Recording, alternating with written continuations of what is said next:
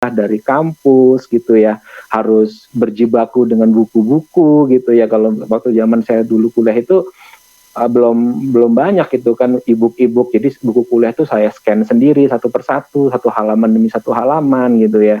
Audiobook juga kita waktu itu ada Yayasan Mitra Netra untuk mengkonversi jadi audiobook gitu ya kan, itu menunggunya juga lama. Jadi kita sudah pemerintah sudah membuat sistem pendidikan yang inklusif, sudah membuka keran kesempatan yang sama buat penyandang disabilitas bisa sekolah. Kita lulus dengan banyak gelar gitu ya, ada yang di jurusan pendidikan, ada yang di sastra, ada yang di hukum, ada yang tapi ketika masuk dunia pekerjaan akhirnya nggak kepake. Itu kan jadi sebuah sebuah ironi gitu ya. Kalau misalnya kasusnya di teman-teman saya banyak yang kerja sebagai telemarketing gitu. Keturunan itu kan kebanyakan kalau sektor swasta membuka telemarketing gitu. Itu kan mau kuliah, mau S1 atau SMA sama aja pekerjaannya. Seperti itu. Dan jadinya tidak mengoptimalkan kemampuan teman-teman yang seharusnya gitu. Jadi sangat disayangkan. Nah, yang ketiga, rekrutmen CPNS ini juga untuk sarana berkontribusi gitu ya. Berkontribusi kita coba mengubah sistem dari dalam. Jadi makanya kita ada grup namanya ASN Inklusif. Jadi kita menghimpun teman-teman penyandang disabilitas yang CPNS, yang PNS disabilitas atau yang PNS non disabilitas tapi concern terhadap isu disabilitas untuk gabung diskusi bareng dan kita bisa bersinergi di sana. Yang tujuannya adalah kita ingin mengubah sistem itu dari dalam gitu ya, minimal dari kita sendiri. Kita bisa mengadvokasi diri kita sendiri, karena kalau sudah menjadi PNS, CPNS ya kita sudah bukan lagi orang yang sebetulnya kayak harus diperjuangkan gitu, kayak harus diperjuangkan nasibnya lagi gitu ya, tapi kita harus memperjuangkan orang lain gitu sebetulnya gitu. Jadi tidak lagi kayak kalau ada masalah gitu ya kita coba harus membuat inisiatif, bisa berkomunikasi gitu, tidak lagi kita kayak mengadu ke ormas disabilitas gitu ya, tapi kita harus bisa one step ahead lah dari situ ya, karena ketika sudah lolos PNS berarti kita sudah punya kapasitas gitu ya, yang terseleksi dari sekian ribu orang.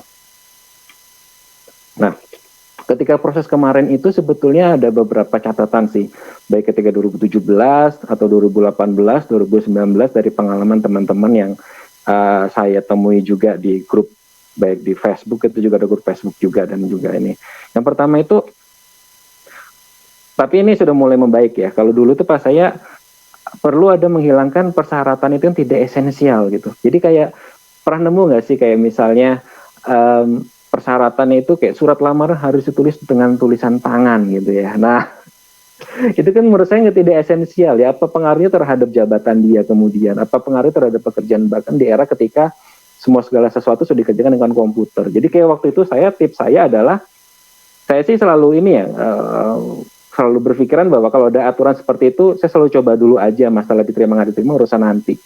Jadi ketika menulis surat lamaran, saya ketik dulu pakai komputer, saya print gitu kan, lalu saya minta ibu saya buat tulis tangan, disalin ke portfolio. Nah, ketika dikirim, saya kirim dua-duanya, ada ketikan komputer dan juga tulisan tangan. Jadi ya saya pikir itu mengakomodasi lah, ada tulisan tangan, tapi ini kan juga konsepnya dari saya gitu ya. Jadi, tapi sekarang kalau nggak salah itu sudah mulai banyak hilang ya. Terus juga waktu saya itu masih semi digitalisasi ya, jadi masih ada berkas-berkas yang dikirim gitu ya, di print gitu kan. Dan tapi sekarang bersyukurnya kalau dari tanggapan info dari teman-teman katanya sudah mulai full digitalisasi, dan itu saya sangat berterima kasih sekali gitu ya, karena buat kita teman-teman disabilitas full digitalisasi itu lebih memudahkan gitu. Kayak misalnya butuh fotokopi KK, KTP, kalau misalnya dulu kita harus ke fotokopian dulu, fotokopi ke kantor pos ya, sekarang kita bisa punya arsip. Kalau kayak saya tuh saya punya arsip semua, kayak scan KTP, ijazah, pokoknya dari SD sampai kuliah sampai sertifikat semua itu saya masukkan di akun Dropbox atau di Google Drive gitu ya.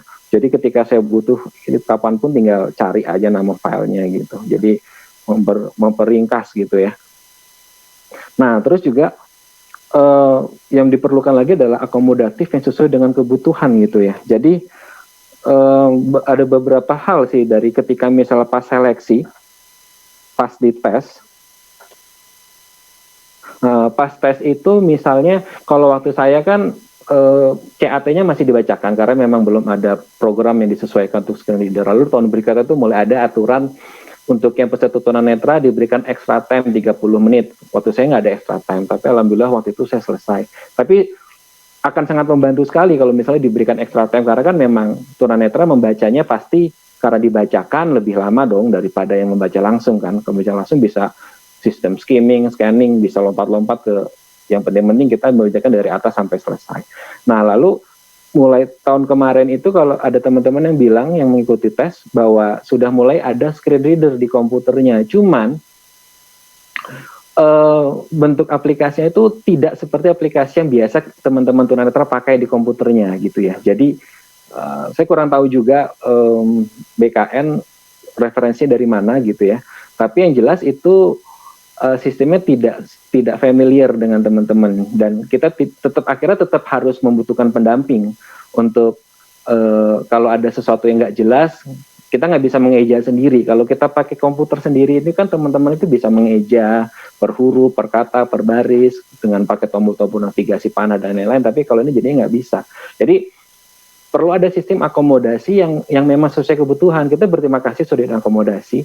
Cuman alangkah baiknya lagi jika niat baiknya itu kita improve lagi biar lebih baik lagi buat teman-teman peserta ya. Karena biasanya teman-teman itu menggunakan screen reader ada namanya JAWS atau NVDA itu yang biasa dipakai seperti itu. Jadi gunakan yang memang familiar digunakan oleh teman-teman tunanetra misalnya. Lalu juga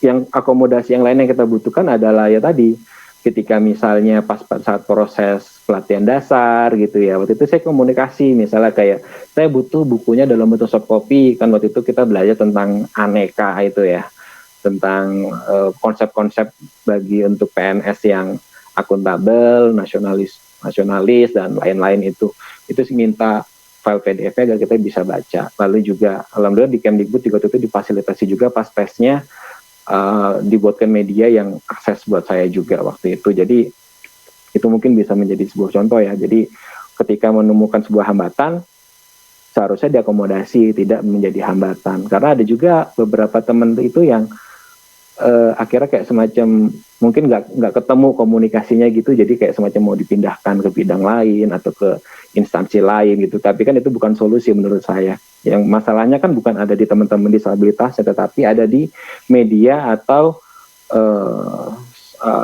cara yang belum aksesibel gitu ya. Nah terus juga ini sebetulnya tahun kemarin juga sudah mulai kita pernah diundang waktu itu ke Kemenpan untuk membahas tentang rekrutmen, kayak masalah ada aturan yang jenis disabilitas tetapi masih dispesifikan lagi gitu ya. Jadi kayak misalnya ada penyandang disabilitasnya adalah yang dapat melihat, dapat mendengar, dapat membaca, dapat berjalan. Terus disabilitasnya apa gitu ya. Nah itu sebetulnya mungkin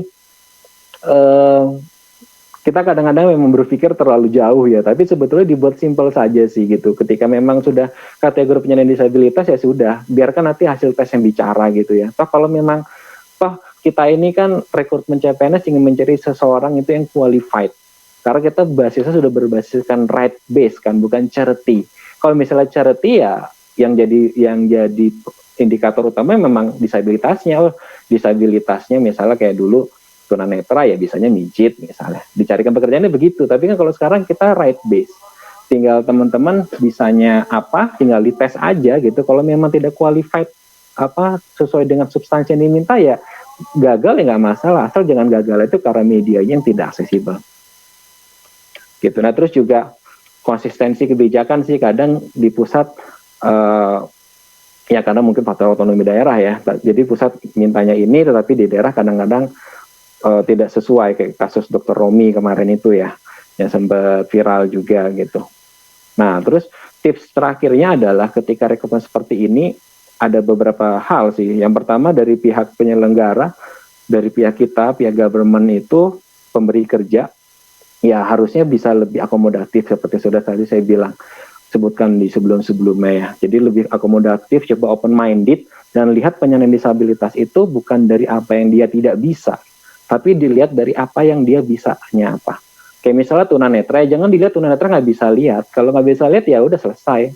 Nggak bisa lihat nih, nggak bisa baca, nggak bisa kemana-mana gitu.